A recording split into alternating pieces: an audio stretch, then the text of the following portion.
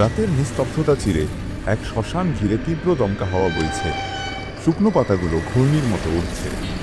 হঠাৎ কোথাও কাঁপা গলায় কান্নার শব্দ, যেন কেউ মরেও শান্তি পায়নি। দূরে শেয়ালের করুণ ডাক। তারপর চোখ নেই, ছায়াটা চোখ ছাড়া তাকিয়ে আছে আমার দিকে। এক নারীর আতঙ্কিত চিৎকার কানে ভেসে আসে। আবছা চাঁদের আলোয় ধরা পড়ে একটা ছায়া মূর্তি, যার চোখের জায়গায় শুধু দুটো গভীর অন্ধকার গর্ত। সেখান থেকে যেন টানছে কোনো অজানা পিশাচী শক্তি। হঠাৎই একটা রোগী ঘামে ভিজে বিছানায় কাতরাচ্ছে।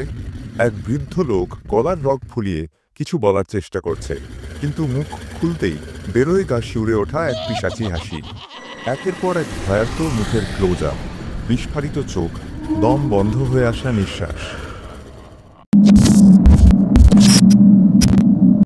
কলকাতার পিচগলা ব্যস্ত জীবনের প্রতিটা কোণায় যখন নাগরিক ক্লান্তি থাবা বসায়, ঠিক তখনই তরুণ ডাক্তার অরুণাংশু চৌধুরীর ডাক এলো এক অন্য জগতে।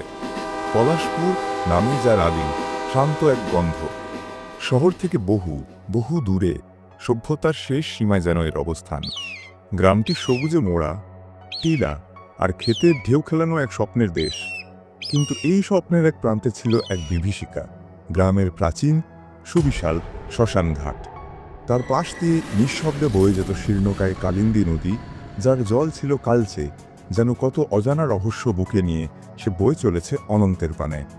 গ্রামের একমাত্র স্বাস্থ্যকেন্দ্রটি ছিল অরুণাংশুর দায়িত্বে, আর সেটি স্থাপিত হয়েছিল গ্রামের ঠিক শেষ প্রান্তে, শ্মশানের অশুভ নৈকট্য থেকে মাত্র কয়েকশো গজ দূরে। প্রথম দিন থেকেই এই ভৌগোলিক অবস্থান অরুণাংশুর মনে এক অব্যক্ত অস্বস্তির কাঁটা ফুটিয়েছিল।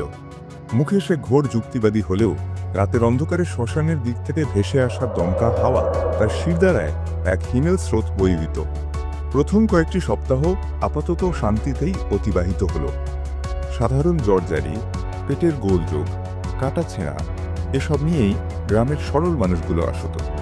অরুণাংশু গভীর মনোযোগে তাদের দেখত, সাধ্যমতো চিকিৎসা করত। মানুষগুলো ছিল মাটির মতো নরম, অল্পতেই তাদের মুখে ফুটে উঠত কৃতজ্ঞতার হাসি। কিন্তু দিন যত গড়াতে লাগলো, অরুণাংশু এক সূক্ষ্ম অশুভ পরিবর্তন লক্ষ্য করতে শুরু করল। রাতের বেলা, বিশেষ করে কৃষ্ণপক্ষের নিকষ কালো অন্ধকার অথবা পূর্ণিমার অপার্থিব আলো যখন চরাচর প্লাবিত করত, স্বাস্থ্যকেন্দ্রের চারপাশ এক অজানা চাপা ভয়ের চাদরে ঢেকে যেত। জরুরি প্রয়োজন না হলে কেউ সেদিকে ঘেঁষতে চাইত না। স্বাস্থ্যকেন্দ্রের রাতের ডিউটির একমাত্র অ্যাটেন্ডেন্ট বছর 50-এর হরিপদ, যার সাহস নিয়ে গ্রামে অনেক গল্প প্রচলিত ছিল, সেও যেন এই সময়টায় গুটিয়ে যেত একটা অদৃশ্য খোলসের মধ্যে। তার চোখ দুটো সবসময় সচকিত থাকত, সামান্যতম শব্দেও সে চমকে উঠত। এক অমাবস্যার রাতে ডিউটি শেষ করে নিজের কোয়ার্টারের দিকে ফিরছিল অরুণাংশু। চারদিক নিস্তব্ধ, যেন চরাচর শ্বাসরুদ্ধ করে দাঁড়িয়ে আছে। হঠাৎই তার মনে হলো শ্মশানের দিক থেকে একটা অদ্ভুত ফিসফিসানির মতো শব্দ ভেসে আসছে। না, ঠিক মানুষের গলার স্বর নয়, আবার শুকনো পাতার ওপর দিয়ে বয়ে যাওয়া বাতাসের শব্দও তেমন নয়। কেমন যেন একটা চাপা যন্ত্রণাকারক গুমানির মতো। পরক্ষণেই মনে হচ্ছে কেউ যেন গভীর হতাশায় কিছু একটা খুঁজে ফিরছে, মাটির নিচে, জলের গভীরে, বাতাসের প্রতিটি কণে। অরুণাংশু কান খাড়া করল, বুকের ভেতরটা অজানা আশঙ্কায় ঢিপ ঢিপ করতে লাগলো। কিন্তু কয়েক মুহূর্তের মধ্যেই শব্দটা মিলিয়ে গেল, যেন যা শুনেছে তাই মনের ভুল। সে নিজেকে বোঝাল, সারাদিনের অক্লান্ত পরিশ্রম আর এই অদ্ভুত গুমট পরিবেশ, এই দুই মিলেই হয়তো তার স্নায়ু এমন বিভ্রম তৈরি করছে। পরের দিন সকালে স্বাস্থ্যকেন্দ্রে বসে অরুণাংশু হরিপদকে জিজ্ঞাসা করল, হ্যাঁ গো হরিদা, কাল রাতে শ্মশানের দিক থেকে কোনো অস্বাভাবিক শব্দ কি তোমার কানে এসেছিল? প্রশ্নটা শোনা মাত্র হরিপদের মুখের রক্ত যেন কেউ শুষে নিল। ফ্যাকাশে বিবর্ণ মুখে সে কয়েক মুহূর্ত অরুণাংশুর দিকে তাকিয়ে রইল, তারপর আমতা আমতা করে বলল, ওই না তো ডাক্তারবাবু, আমি তো তেমন কিছু তো শুনিনি। ওসব আপনার মনের ভুল হবে কর্তা। পরীক্ষায় বেশি মন দেবেন না, কানও দেবেন না। যা শোনার নয় তা না শোনাই ভালো। অরুণাংশুর বুকের ভেতর সন্দেহের কাঁটাটা আরও গভীরে বসল। হরিপদ কিছু একটা লুকাচ্ছে, এমন কিছু যা সে প্রকাশ করতে ভয় পাচ্ছে। সে আর বেশি চাপাচাপি করল না, কিন্তু তার যুক্তিবাদী মনের গভীরে একটা অস্বস্তিকর প্রশ্নবোধক চিহ্ন গেঁথে রইল। এই পলাশপুরে এমন কি রহস্য লুকিয়ে আছে, যার ভয়ে গ্রামের মানুষজন তটস্থ? কয়েক সপ্তাহ পরের ঘটনা।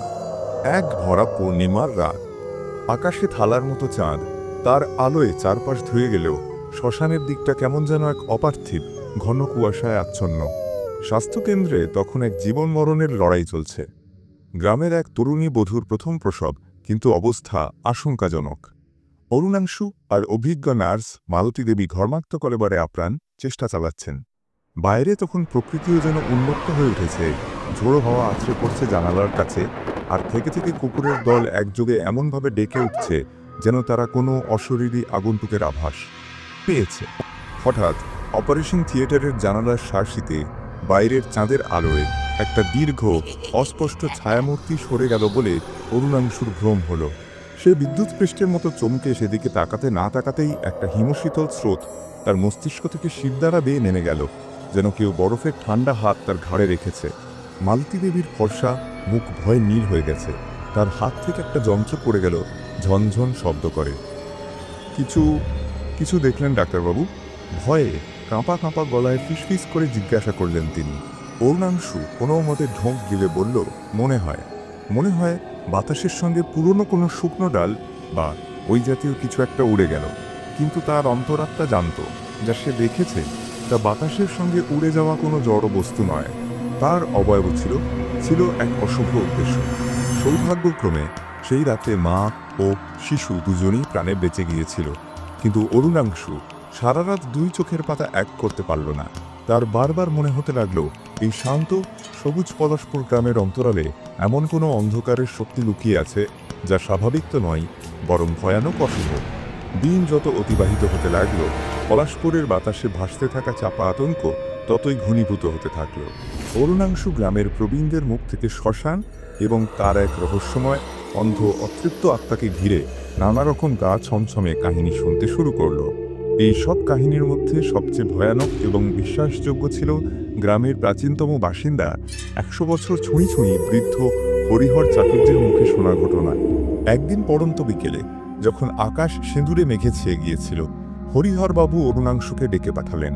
তার ভাঙাচোরা মাটির ঘরের দাওয়ায় একটা টিমটিমে হ্যারিকেনের হলদেটে আলোয় বসে চাটুর্যি মশাই যে গল্প শোনালেন, তা অরুণাংশুর যুক্তিবাদী মনকেও এক অজানা ভয়ের স্রোতে নাড়িয়ে দিল। বহু বছর আগের কথা, ডাক্তার। তখন এই পলাশপুর আজকের মতো ছিল না। আরও ঘন জঙ্গল, আরও সাপত সংকুল।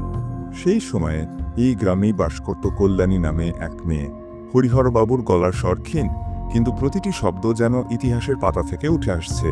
রূপে সে ছিল সাক্ষাৎ লক্ষ্মী, আর গুণে মা সরস্বতী। তবে তার কপালে একটাই দুঃখ রেখা ছিল, সে ছিল জন্ম অন্ধ। কিন্তু বিধাতা তার চোখ কেড়ে নিল, তার হাতে দিয়েছিলেন অমৃত। সে গাছগাছড়া, লতাপাতা, শিকড় বাকড় দিয়ে এমন আশ্চর্য ওষুধ তৈরি করত, যা সেকালের বড় বড় নাম করা কবিরাজরাও পারত না। গ্রামের মানুষ তাকে দেবীর মতো ভক্তি করত। তার তৈরি ওষুধে কত মরণাপন্ন রোগী যে নতুন জীবন ফিরে পেয়েছে তার ইয়ত্তা নেই। হরিহরবাবু থামলেন, তার শুকনো ঠোঁট কাঁপছে। একটু কেশে জলপান করে আবার শুরু করলেন, কিন্তু জানোই তো ডাক্তার, ভালো জিনিস ভালো মানুষের কদর শয়তানরা করতে পারে না। সুখ বেশি দিন সইল না কল্যাণীর। গ্রামের তৎকালীন মোড়ল রামলোচন শিকদার ছিল সাক্ষাৎ জম, ভয়ানক হিংসুটে, ক্ষমতালোভী আর অর্থগৃহ্ণ। তার একমাত্র ছেলের এক দুরারোগ্য ব্যাধি হল। দেশ বিদেশের কত নামী বৈদ্য, কবিরাজ দেখানো হলো, কিন্তু কিছুতেই কিছু হয় না। ছেলে তখন মৃত্যুশয্যায়। শেষে গ্রামের মানুষজন এক প্রকার জোর করেই কল্যাণীকে ডেকে পাঠাতে বলল মোড়লকে। কল্যাণী এলো। তার অন্ধ চোখেও যেন সে রোগের গতি প্রকৃতি দেখতে পেত। দিনরাত এক করে সে চেষ্টা করল ছেলেটিকে বাঁচানোর, নিজের তৈরি করা কত অব্যর্থ ওষুধ খাওয়াল। কিন্তু যে রোগের কোনো চিকিৎসা নেই, তাকে সে বাঁচাবে কী করে? ছেলেটি মারা গেল, আর তখনই রামলোচন তার শয়তানি বুদ্ধি আটল। সে সারা গ্রামে রটিয়ে দিল, কল্যাণী ইচ্ছে করেই তার ছেলেকে সঠিক ওষুধ না দিয়ে মেরে ফেলেছে, কারণ সে নাকি ডাইনিবিদ্যা অভ্যাস করে এবং নরবলি দিয়ে নিজের শক্তি বাড়াতে চেয়েছিল। কিছু মূর্খ ধর্মান্ধ লোক জুটে গেল মোড়লের সঙ্গে। তারপর এক অমাবস্যার রাতে, যখন চারদিক প্রেতপুরীর মতো নিস্তব্ধ, ওই কালিন্দীর ধারে শ্মশানের পাশে পিশাচগুলো কল্যাণীকে টেনে হিঁচড়ে নিয়ে গেল। হরিহরবাবুর চোখ দিয়ে জল গড়িয়ে পড়ল। তারা ওকে প্রথমে পাথর ছুঁড়ে লাঠি দিয়ে পিটিয়ে আধমরা করে। তারপর জীবন্ত অবস্থায় তাকে শুকনো কাঠের চিতায় তুলে আগুন ধরিয়ে দেয়। হায় ভগবান! সেই দৃশ্য ভাবলেও আমার বুকের ভেতরটা জ্বলে যায়। অরুণের বুকের ভেতরটা যেন কেউ ঠান্ডা হাত দিয়ে মুচড়ে ধরল।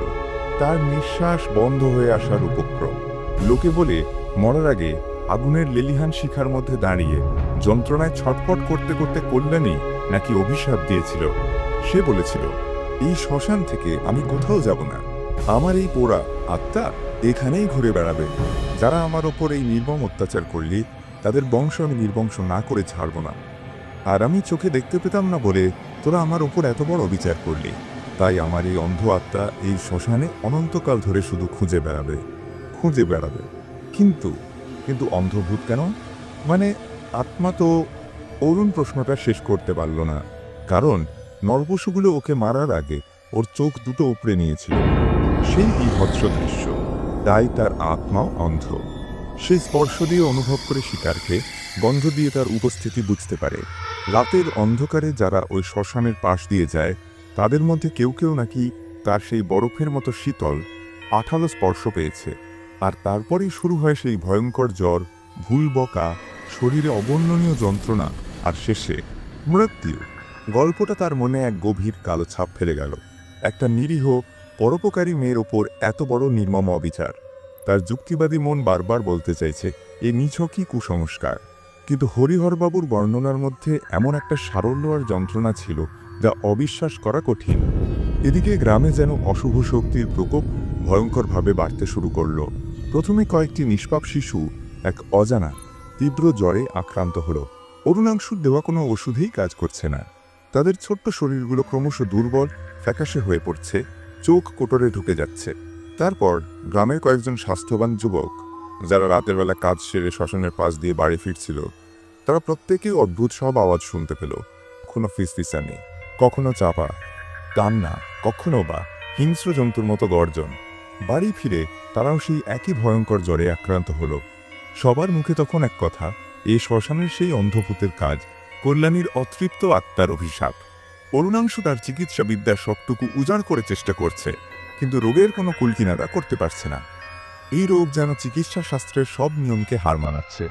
তার নিজের মনেও ধীরে ধীরে ভয়ে দানা বাঁধতে শুরু করেছে। রাতের বেলা স্বাস্থ্যকেন্দ্রে একা থাকতে তার গা ছমছম করে ওঠে। মাঝে মাঝে তার মনে হয় অপারেশন থিয়েটারের বন্ধ দরজার ওপাশ থেকে কেউ যেন তাকে তীক্ষ্ণ চোখে দেখছে, অথবা তার কাঁধে কেউ যেন আলতো করে হিমশীতল হাত রেখেছে। কিন্তু পর মুহূর্তেই তাকিয়ে দেখে কেউ নেই। টেবিলের ওপর রাখা জলের গ্লাস নিচে থেকেই ঝনঝন শব্দে নিচে পড়ে ভেঙে যায়। ওষুধের শিশিগুলো তাক থেকে গড়িয়ে পড়ে, যেন কোনো অদৃশ্য শক্তি সেগুলোকে ঠেলে ফেলে দিচ্ছে। সবচেয়ে ভয়ের ঘটনাটা ঘটল এক মেঘলা থমথমে রাতে। অরুণাংশু সেদিন একটু বেশি রাত পর্যন্ত একজন মুমূর্ষু রোগীকে দেখে নিজের কোয়ার্টারে ফিরছিল। আকাশে চাঁদ ছিল না। ছেঁড়া ছেঁড়া মেঘের আড়াল থেকে মাঝে মাঝে দু একটা তারা উঁকি দিচ্ছিল। চারপাশ নিস্তব্ধ, শুধু ঝিঝি পোকার একটানা ডাক আর দূর থেকে ভেসে আসা পেঁচার অশুভ চিৎকার। পূর্ণিমার অপার্থিব আলো না থাকলেও শ্মশানের দিকটা কেমন যেন অস্বাভাবিক রকমের ঘন, জমাট বাঁধা অন্ধকারে ঢাকা। হঠাৎ তার মনে হলো তার পিছনে কে যেন নিঃশব্দে অনুসরণ করছে।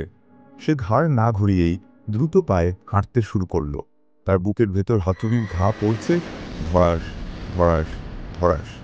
স্বাস্থ্যকেন্দ্রের গেটের কাছাকাছি এসে সে আর থাকতে না পেরে এক ঝটকায় পিছনে তাকাল।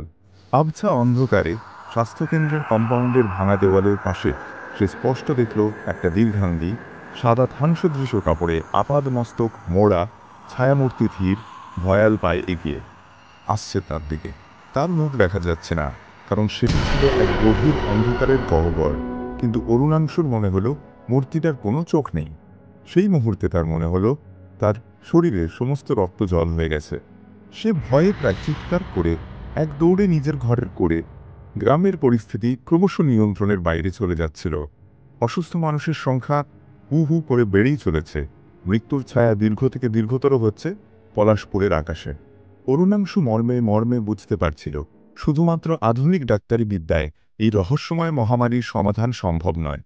এর শিকড় আরও গভীরে। হয়তোবা অলৌকিক কোনো শক্তির করাল গ্রাসে এই গ্রাম আজ বিপন্ন। হরিহর চাটুর্যের মুখে শোনা কল্যাণীর সেই অভিশপ্ত কাহিনী তার মাথায় অবিরাম ঘুরপাক খাচ্ছিল। যদি গল্পটা সত্যি হয়, তাহলে কল্যাণীর আত্মা কেন এত বছর ধরে এই ভয়ঙ্কর কষ্ট আর যন্ত্রণা বয়ে বেড়াচ্ছে? আর সে যদি প্রকৃতই পরোপকারী হয়ে থাকে, তাহলে এখন কেন সে গ্রামের নিরীহ মানুষের এমন নির্মম ক্ষতি করছে? তার অভিশাপ কি শুধুমাত্র অত্যাচারীদের বংশধরদের জন্য ছিল, নাকি সেই অন্ধ অভিশাপ আজ ভালো মন্দের বিচার করার ক্ষমতাও হারিয়ে ফেলেছে? অরুণাংশু মনে মনে প্রতিজ্ঞা করল, সে এই রহস্যের শেষ দেখে ছাড়বে। সে প্রথমে গ্রামের তথাকথিত লাইব্রেরিতে গেল। গোটা কয়েক ধুলোমাখা, উইপোকায় কাটা পুরনো বই আর কিছু ছেঁড়া পুঁথিপত্র ছাড়া সেখানে আর কিছুই ছিল না। বহু খুঁজেও সেদিনের সেই ভয়ঙ্কর ঘটনা বা কল্যাণী সম্পর্কিত কোনো নির্ভরযোগ্য নথি বা প্রমাণ সে পেল না। ইতিহাস যেন সযত্নে এই কালো অধ্যায়টিকে মুছে ফেলতে চেয়েছে। তখন তার মাথায় এলো অন্য এক চিন্তা। কল্যাণীর যদি কোনো দূর সম্পর্কের বংশধর বা তার পরিবারের কেউ এখনো এই গ্রামে বা আশেপাশে বেঁচে থাকে, তাদের কাছ থেকে হয়তো কিছু জানা যেতে পারে। কিন্তু হরিহরবাবু জানিয়েছিলেন কল্যাণী ছিল সম্পূর্ণ অনাথ, তার নিজের রক্তের বলতে কেউ ছিল না। এই তথ্য অরুণাংশুকে আরও হতাশ করে তুলল। হতাশ, ক্লান্ত অরুণাংশু আবার গিয়ে ধরল অশীতিপর হরিহরবাবুকে। বৃদ্ধ তখন নিজেই সেই অজানা জ্বরে আক্রান্ত, শরীর অত্যন্ত দুর্বল, কিন্তু অরুণাংশুর চোখে অদম্য আগ্রহ আর গ্রামের মানুষের জন্য ব্যাকুলতা দেখে তিনি ক্ষীণ গলায় বললেন, কল্যাণীর নিজের কেউ না থাকলেও এই গ্রামের উত্তর প্রান্তে একঘর বিশ্বাস পরিবার বাস করত। তারা ছিল অত্যন্ত সহৃদয় এবং ধর্মভীরু। সেই পরিবারের তৎকালীন কর্তা দীননাথ বিশ্বাস কল্যাণীকে নিজের মেয়ের মতোই স্নেহ করতেন। কিন্তু মোড়ল রামলোচনের ভয়ে আর গ্রামের উন্মত্ত জনতার রোষানলে পড়ার আশঙ্কায় সেদিন কেউ কল্যাণীর পাশে দাঁড়ানোর সাহস পায়নি। দীননাথ বিশ্বাস হয়তো সেই ঘটনার কিছু বিবরণ লিখে রেখে যেতে পারেন। একটা ক্ষীণ আশার আলো দেখতে পেল অরুণাংশু। ঠিকানা জোগাড় করে সে খুঁজে বের করল বিশ্বাস পরিবারের বর্তমান বংশধরদের। তারা এখন নিতান্তই সাধারণ কৃষক, কোনো মতে দিন গুজরান করে। প্রথমে তারা কল্যাণীর ব্যাপারে কোনো কথাই বলতে চাইল না। তাদের চোখে মুখে ছিল এক অজানা আতঙ্ক, যেন সেই পুরনো অভিশাপের ভয় আজও তাদের তাড়া করে ফেরে। কিন্তু অরুণাংশুর আন্তরিক ব্যবহার, তার অসহায় আরতি এবং গ্রামের মানুষকে বাঁচানোর দৃঢ় প্রতিজ্ঞা দেখে তারা ধীরে ধীরে মুখ খুলল। তাদের পূর্বপুরুষ দীননাথ বিশ্বাসের নিজের হাতে লেখা একটি জীর্ণ, হলদে হয়ে যাওয়া, প্রায় ছিঁড়ে পড়তে থাকা ডায়েরি তারা সযত্নে বের করে অরুণাংশুর হাতে তুলে দিল। ডায়েরিটির পাতা থেকে ভুরভুর করে পুরনো দিনের এক অদ্ভুত গন্ধ বেরিয়ে এলো, ধুলো, শুকনো পাতা আর এক অব্যক্ত বেদনার মিশ্রণ। সেই ডায়েরির পাতা উল্টাতে গিয়ে অরুণাংশুর গায়ের লোম ভয়ে খাড়া হয়ে গেল। দীননাথবাবু অত্যন্ত সাবলীল ভাষায় কিন্তু গভীর মর্মবেদনার সঙ্গে কল্যাণীর ওপর হওয়া সেই নারকীয় অত্যাচারের প্রতিটি মুহূর্তের বর্ণনা দিয়েছেন। তিনি লিখেছেন, কল্যাণী শুধু একজন অসাধারণ প্রতিভাময়ী বৈদ্যই ছিল না, সে ছিল প্রকৃতির বরকন্যা। তার মন ছিল শিশুর মতো সরল আর দয়ালু। গ্রামের বিভিন্ন গাছপালা, লতাপাতা ও শিকড় বাকড় নিয়ে সে নিভৃতে গবেষণা করত। বিশেষ করে এই পলাশপুর অঞ্চলে এক বিশেষ ধরনের বিষাক্ত কালো বোলতার কামড়ে এক ভয়ঙ্কর জ্বর হতো, যার লক্ষণগুলো হুবহু মিলে যাচ্ছিল বর্তমানে গ্রামে ছড়িয়ে পড়া এই মহামারীর সঙ্গে। সেই জ্বরের প্রতিষেধক হিসেবে এক আশ্চর্য ওষুধ সে প্রায় তৈরি করে ফেলেছিল। কিন্তু সেই ফর্মুলা সম্পূর্ণ করে গ্রামের মানুষকে সেই মারণব্যাধি থেকে রক্ষা করার আগেই তাকে পৃথিবী থেকে সরিয়ে দেওয়া হয়। ডায়েরির একটি বিশেষ পাতায় প্রায় অস্পষ্ট হয়ে আসা কালিতে লেখা ছিল, কল্যাণী প্রায়শই বলিত, কালিন্দী নদীর উত্তর তীরে যেখানে প্রাচীন শ্মশান ভূমি শেষ হইয়াছে, সেখানে এক অতি পুরাতন বিশাল এক বটবৃক্ষ দণ্ডায়মান। সেই বটবৃক্ষের তলদেশে মাটির গভীরে এক বিশেষ প্রকার স্বর্ণাভ শিকড় পাওয়া যায়, যাহা এই অঞ্চলের কালার জ্বরের, সম্ভবত সেই বিষাক্ত বলতার কামড়ের জ্বর, অব্যর্থ মহৌষধ। সে বলিত, সে অন্ধ হইলেও তাহার মনুষ্যচক্ষে সেই শিকড়ের প্রতিটি গাঁট, প্রতিটি শিরা সুস্পষ্ট রূপে ভাসিয়া ওঠে। সে প্রায়ই আক্ষেপ করিত, এই মহামূল্যবান জ্ঞান সে কাহাকেও সম্পূর্ণরূপে দিয়া যাইতে পারিল না। অরুণাংশু বিস্ময়ে, উত্তেজনায় চমকে উঠল। তাহলে কি কল্যাণীর অতৃপ্ত আত্মা সেই অসম্পূর্ণ কাজটি শেষ করতে চাইছে? তার অভিশাপ কি আসলে অভিশাপ নয়, বরং এক ডেসপারেট আরতি? তার অন্ধত্ব কি এই কারণে যে সে সেই নির্দিষ্ট শিকড়টি আর খুঁজে পাচ্ছে না, অথবা তার সঠিক প্রয়োগবিধি এই আধুনিক যুগের মানুষকে বোঝাতে পারছে না? আর তার সেই হিংসিত স্পর্শ কি আসলে পথ দেখানোর মরিয়া চেষ্টা, যা ভয়ে জ্ঞান হারানো মানুষ ভুল বুঝছে? তার সেই ফিসফিসানি, সেই গোঙানি কি আসলে কোনো বার্তা, যা বোঝার ক্ষমতা আমাদের নেই? এই যুগান্তকারী ভাবনাটা অরুণাংশুর মনে এক নতুন আশার আলো সঞ্চার করল। সে স্থির করল, যেমন করেই হোক সে ওই প্রাচীন বটগাছের নিচে গিয়ে অনুসন্ধান চালাবে। কিন্তু এই ভয়ঙ্কর শ্মশান সংলগ্ন অঞ্চলে বিশেষ করে রাতের অন্ধকারে একা যাওয়ার সাহস তার হচ্ছিল না। সে গ্রামের কয়েকজন সাহসী এবং বলিষ্ঠ যুবককে তার এই অভিযানে সঙ্গী হওয়ার জন্য অনুরোধ করল। প্রথমে তারা প্রবল আপত্তি জানালেও গ্রামের মানুষের বাঁচার শেষ আশা হিসেবে এবং অরুণাংশুর আত্মবিশ্বাসে ভর করে তারা নিমরাজি হল। তাদের চোখে মুখে ছিল চরম আতঙ্ক, কিন্তু প্রিয়জনদের বাঁচানোর তাগিদে তারা সেই ভয়কে জয় করার জন্য প্রস্তুত হলো।